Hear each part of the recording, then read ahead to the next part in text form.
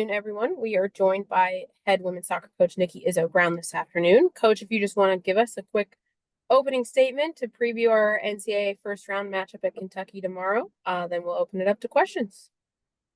Yes, it's very exciting to continue to play in postseason. We feel this is a terrific opportunity, and we know that we will have our hands full with a very talented Kentucky Wildcats.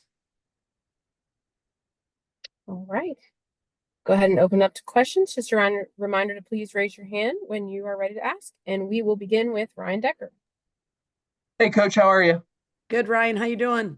I'm doing great, thanks. So give us the scouting report, I guess, on Kentucky. How do they like to play, or are they similar to anyone, especially in Big 12 play that you all played against this year? Yeah, they're a very talented group.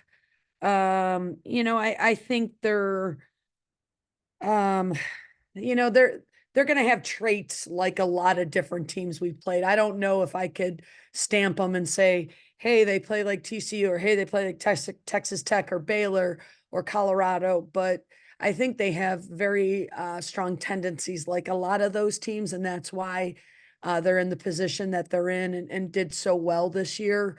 Obviously, they have a very talented group. Their goalkeeper, they're very stingy, giving up goals, and they're tough at home. So those are some obvious statistics, but it's going to be a really, really strong opponent that we will face, and just excited to see how we match up. Kevin Kinder, you can go ahead. Hey, Coach, how's it going? How are you? Oh, not bad.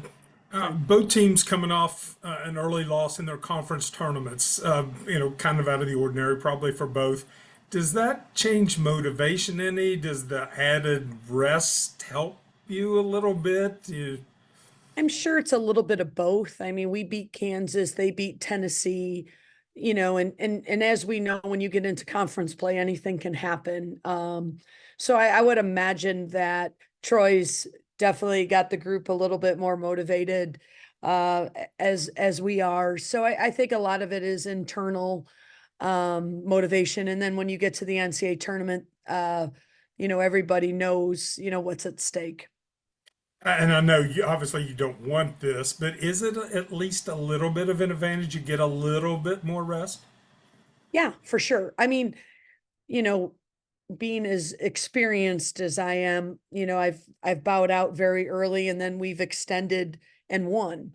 Many. So I think even the years that we've won is as exciting as it was, I think it does put you at sometimes a disadvantage in other ways, depending on what team you have. And that's the thing. People ask me that all the time, and I'm like, well, it kind of depends on the team you have, because sometimes, like we did 2 years ago, winning the tournament, it propelled us into the Virginia Tech game and we won.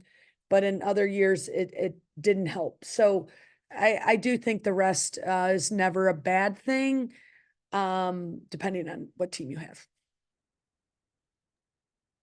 Going off of that, I have a question from Joe Bricado at West Virginia Metro News. He couldn't be on today, but he said, what has been the practice plan in the 13 days between games, and how have you manufactured competitive situations in practice to keep the team sharp? Yeah, that's probably the one thing too, Kevin.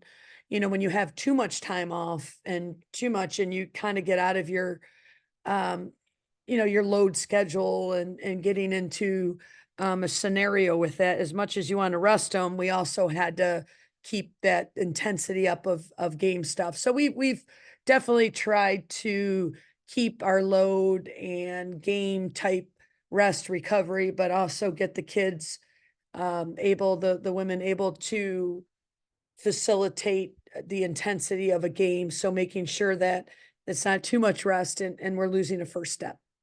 So we've done scrimmages, we've done some intense opened up fields, done some things that would facilitate a game. Keep us sharp. Ryan Decker, you can go ahead. So Kentucky started off the year 8-0. They jumped into the national rankings, and then it just seemed like they never got a strong footing in conference play. When looking at them, was there something that you kind of noticed led them to not being as sharp as the season went on, or is that just kind of how it goes once you get into conference play? It's hard sometimes to just keep momentum for an extended period of time. Well, and I also think when you get into conference play, everybody's scouting, everybody knows you.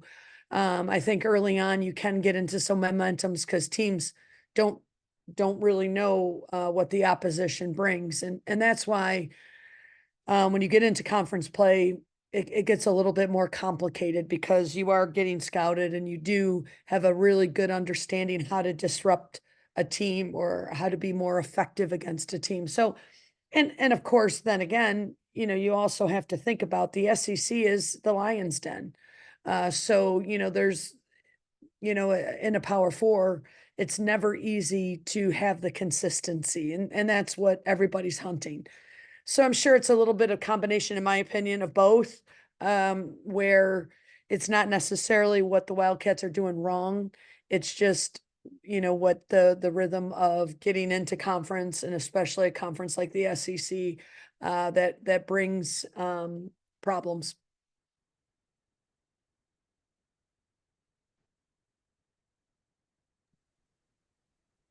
Any other questions for Coach?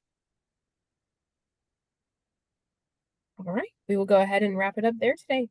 Thanks so much for joining us, everyone. Thanks, everybody.